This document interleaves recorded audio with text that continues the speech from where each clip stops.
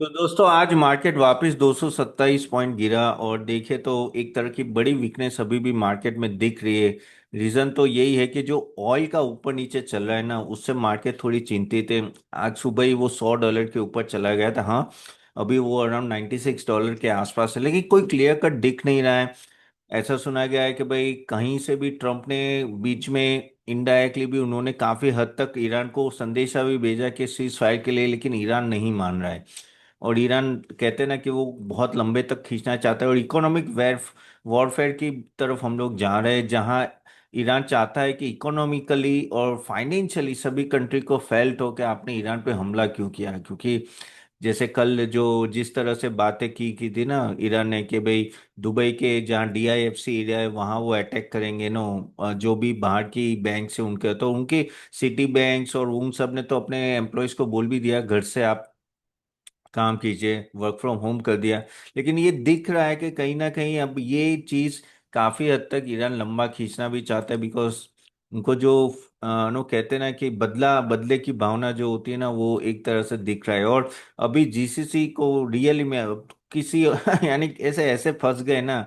अभी वो indirectly USA को तो ये बोल रहे कि भाई बीच में छोड़ के मत चले जाना आप लोग। ऐसा नहीं है कि ट्रम्प कभी भी बोल देगा भाई हम लोग जीत गए ये करके सब चले जाएंगे, और बाद में ईरान अगर बाद में कभी भी ड्रोन अटैक करते रहेगा तो उनके लिए बड़ी मुसीबत होगी, तो क्या खत्म करके जाना।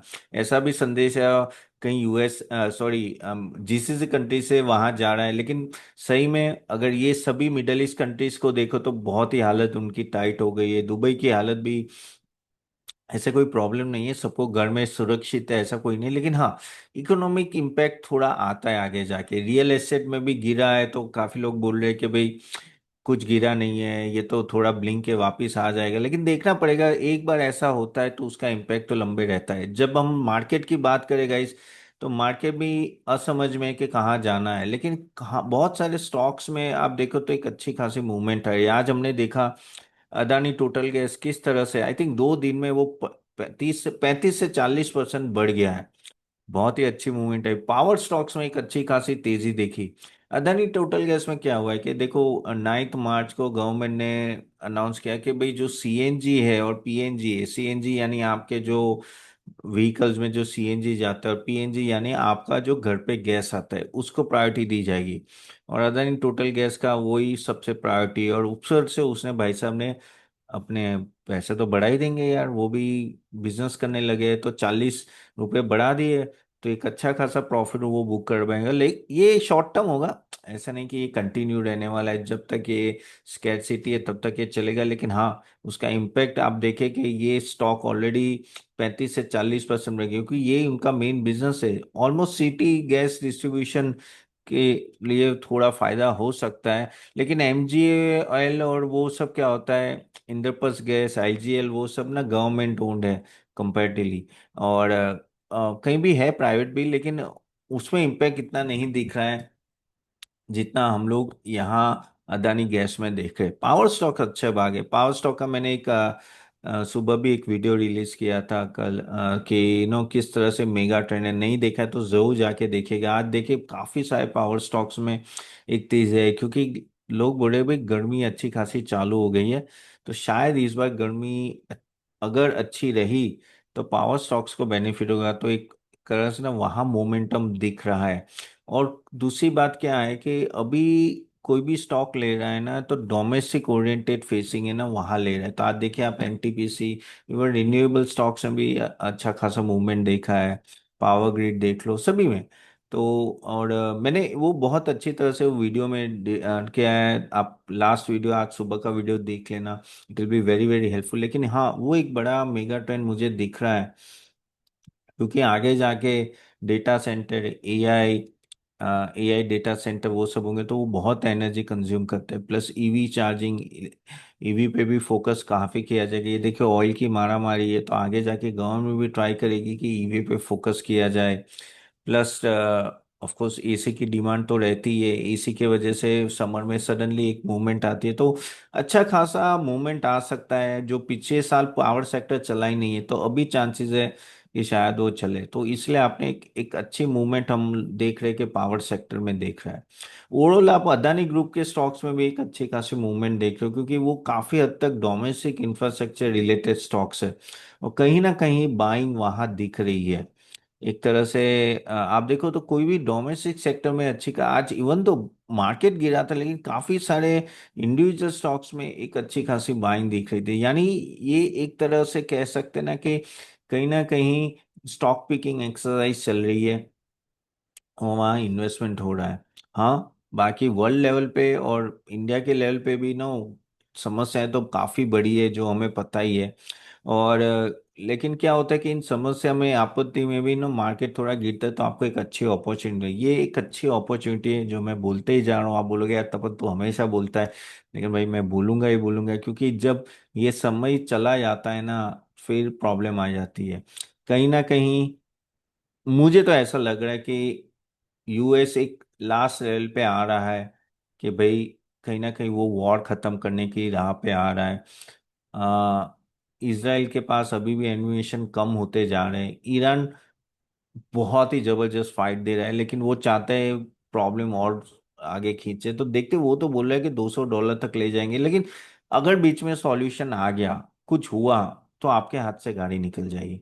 और इसलिए इन्वेस्ट करना, और इसलिए हम लोग भी हमारे क्लाइंट्स को मॉडल पोर्टफोलियो में इन्वेस्ट करने को बोलते हैं। और गाइज आप लोगों को भी चाहिए तो मैंने लिंक दिए। ₹400 से per month model portfolio start होता है, और उससे फ़ायदा ये होता है कि आपको पूरा एक पोर्टफोलियो मिल जाता है, जिसमें डायरेक्टली आप वेटेज के साथ इन्वेस्ट कर सकते हो, और वो डीमेट अकाउंट से थ्रू स्मॉल केस लिंक हो जाते हैं, तो आपके डीमेट अकाउंट में भी डायरेक्ट आ जाएगा। तो वो आपको फायदा रहता है, तो जरूर जाके देखिएगा। सो एक तरह से it will be very very beneficial to you. तो स्ट्रक्चर वे में this is the time to make the portfolio. हाँ, stock picking is the most important, जो मैं पहले से भी बोलते आ रहा हूँ। अभी भी एक्सपोर्ट ओरिएंटेड सेक्टर को मत टच करो, बहुत ही वॉलेटिलिटी है। ये हमें लग रहा है कि ये जो प्रॉब्लम जो स्टेट ऑफ हॉर्मस का चालू हुआ है, आपको ऐसा नहीं कि बटन दबा दिया और अगर समझ लो आज सिचुएशन चेंज भी हो जाती है, सडनली सबने वॉर बंद किया, तो भी कुछ वीक लग जाते हैं सब कुछ सही चालू करने में। और इसलिए ना यहाँ आपको एक्सपोर्ट ओरिएंटेड सेक्टर में थोड़ा केयरफुल रहने की जरूरत है, कि हमें पता नहीं कि क्वार्टरली पीएनएल में इम्पैक्ट क्या आएगा। रही बात एफआईआई की, एफआई नहीं आएंगे इजीली। अरे भाई ऑलरेडी 92.3 चल रहा है अपना। अगर ये वॉर थोड़ा लंबा भी चला और ये ऑयल $10 ऊपर जाता है, 0.5 जीडीपी अपने को इम्पैक्ट आता है। ऑयल अगर 95 की तरफ जाए तो एफआई कहाँ से आएगी यार, क्योंकि उनको भी कोई प्रॉफिट मिलना चाहिए ना, क्योंकि करेंसी लॉस इतना बड़ा हो जाता है। तो एफआई इतना जल्दी नहीं आएगी जब तक चीजें सुलट नहीं जाती, जब तक चीजें ठीक नहीं होती है। और कहीं ना कहीं ये जो ऑलमोस्ट अभी कल ही एक रिपोर्ट आया कि $5 बिलियन का खर्चा हो गया है। पहले 5 दिन में, शायद पहले 5 दिन में यूएस का $5 बिलियन का खर्चा हो चुका है। अरे भाई यहाँ आप 300-400 मिलियन डॉलर इकट्ठा करते हो टैरिफ में, और यहाँ आप ऐसे उड़ा देते हो। बट एनीवेज, वहाँ अगर इन्फ्लेशन बढ़ता है, वर्ल्ड ओवर इन्फ्लेशन बढ़ता है, तो भाई इंटरेस्ट कट होने की बात तो छोड़ दो, इंटरेस्ट बढ़ाने की बात होगी। और इसलिए आप बैंक्स में देख रहे होगा, इस बैंक्स काफी अच्छे खासे नीचे आ रहे हैं, क्योंकि the best time of banks is literally कह सकते कि ओवर हो चुका है। क्योंकि अभी जिस माहौल में हम लोग हैं, ऑयल मुझे नहीं लगता है कि वो इजीली 70 के नीचे या 75 के नीचे आएगा, अनलेस अनलेस ईरान चाहता है। तो अब इसराइल और यूएस के हाथ में नहीं है ऑयल। ऑयल किसके हाथ में है? ईरान। ईरान चाहेगा उतना वो ऊपर ले जाएगा। ओके, अगर ईरान चाहेगा तो वो 75-70 डॉलर के आसपास आएगा। तो वहां अगर आता है तो ठीक है, नहीं तो अपना रूपी और वीक होगा, क्योंकि फिजिकल डेफिसिट बढ़ेगा। तो हमारे लिए भी समस्या काफी है। और ऊपर से जैसे मैंने बोला कि अगर ऑयल ऊपर जाता है तो ग्लोबली इन्फ्लेशन बढ़ता है। ग्लोबली इन्फ्लेशन बढ़ेगा, तो आप इंटरेस्ट रेट कट कैसे करोगे? आरबीआई भी कट करने वाला था, लेकिन अभी नहीं करेगा, क्योंकि अगर ऑयल ऊपर रहेगा, ये देखो सीएनजी के भाव देखो आप। मैंने सुना कि भाई मुंबई में कुछ कुछ जगह पे वड़ा पाव के भाव जो ₹18 मिलते थे, वो अभी ₹25 हो गए। मिसल पाव फिर काफी सारे तो मिसल पाव के भाव बढ़ गए, साउथ में तो काफी सारे होटल्स बंद हो रही है धीरे धीरे। दिस शोज के there is a situation which is panicking. हाँ, गवर्नमेंट आई थिंक 4 बजे एक मीटिंग थी, सॉरी मैं देख नहीं पाया हूँ मैं क्या बोल रहे हैं, लेकिन at the end of the day काफी सारी ऐसी चीजें हो रही है जो हमारे लिए अच्छी नहीं है। सो समहाउ मार्केट में रिमेन प्रेशर। अब बोलोगे कहाँ तक जाएगा, मुझे पता नहीं। कभी कभी क्या होता है गाइस, मार्केट में कंसोलिडेट अ लॉट।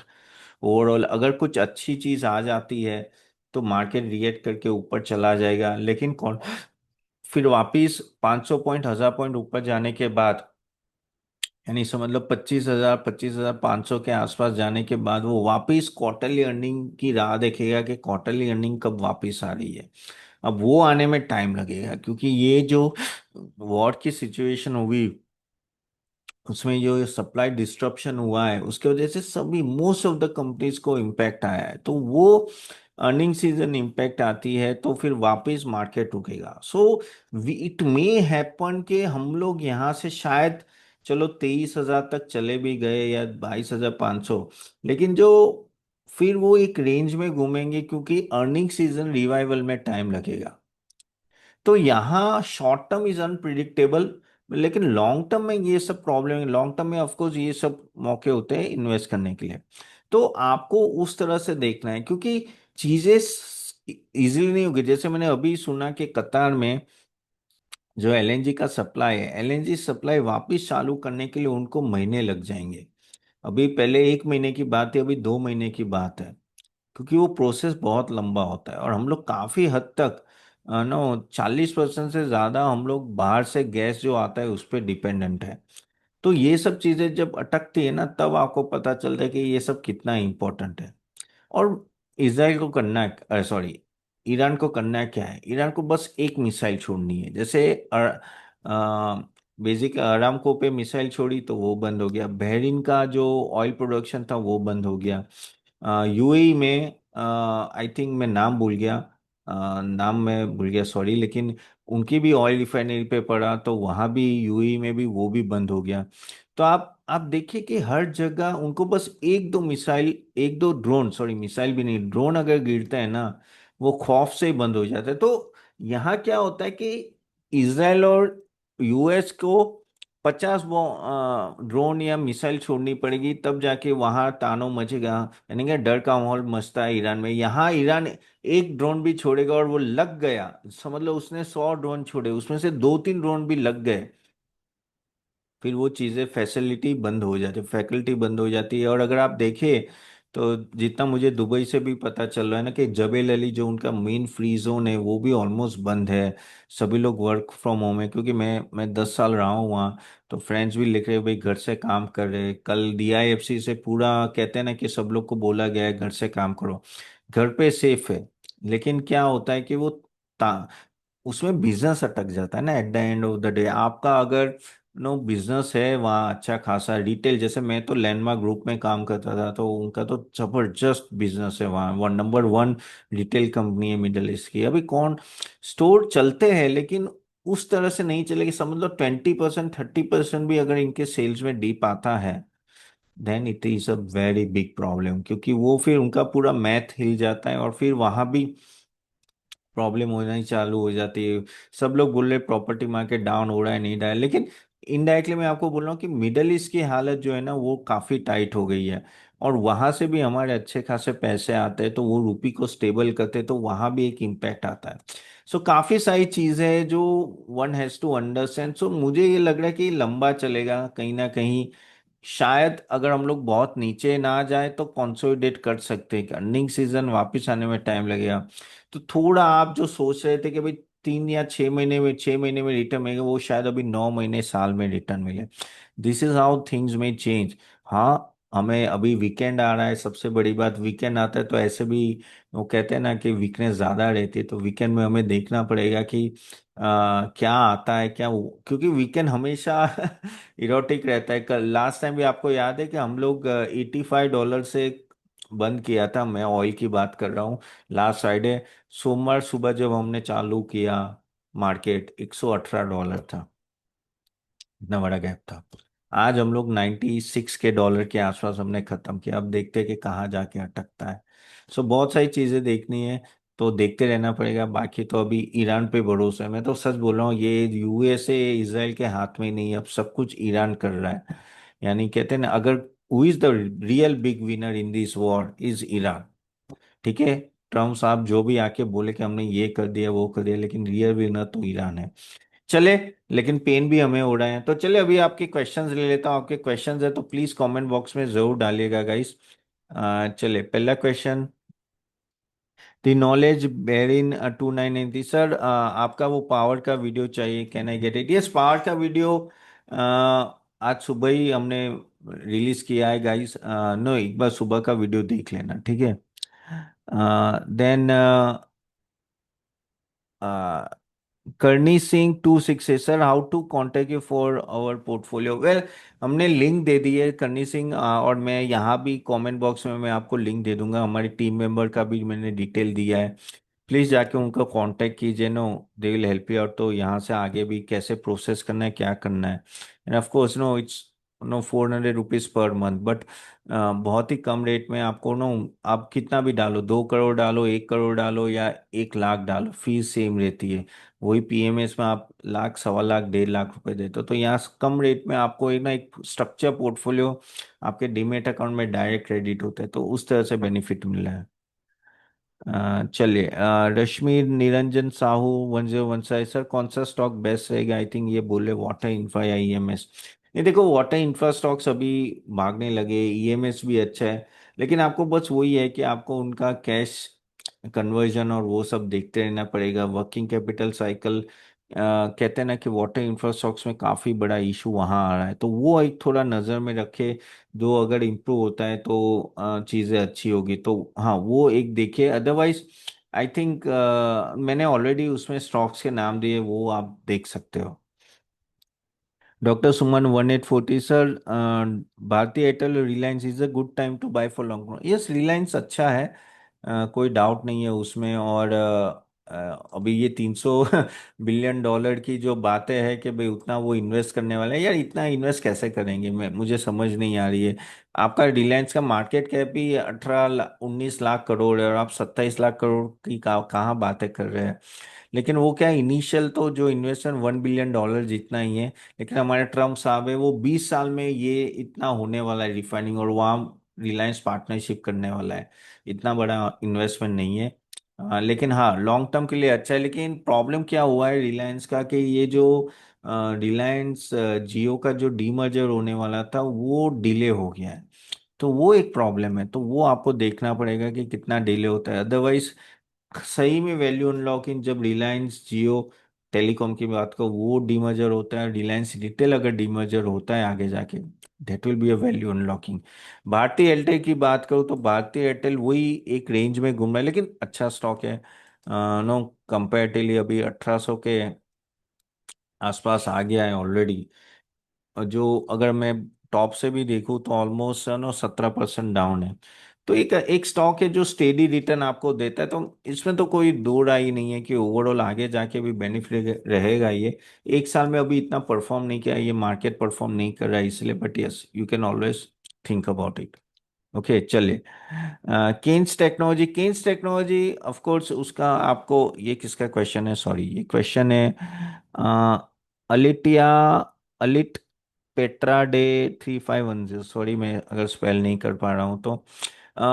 देखिए, कौन सा केन्स टेक्नोलॉजी का सबसे बड़ा इशू क्या था, उसका जो मैनेजमेंट नो, कह सकते हैं ना कि जो गफला हुआ है, गफला तो नहीं बोल सकते, रिपोर्टिंग अच्छा नहीं था, उसके वजह से स्टॉक नीचे। तो अगेन नेक्स्ट क्वार्टर में हमें देखना है कि क्या, किस तरह से डिस्क्लोजर है, क्या उनकी बुक सही है ना। अदरवाइज कंपनी के पास ऑर्डर बुक सही है, बहुत ही अच्छे सेगमेंट में, वो सब कोई प्रॉब्लम नहीं है, लेकिन किस तरह से आगे डिस्क्लोजर करते हैं, अकाउंटिंग एंड ऑल दैट, वो हमें देखना पड़ेगा। तो थोड़ा वेट कर लो, ये क्वार्टर का रिजल्ट कैसा था उसके बेस पे कर सकते हो।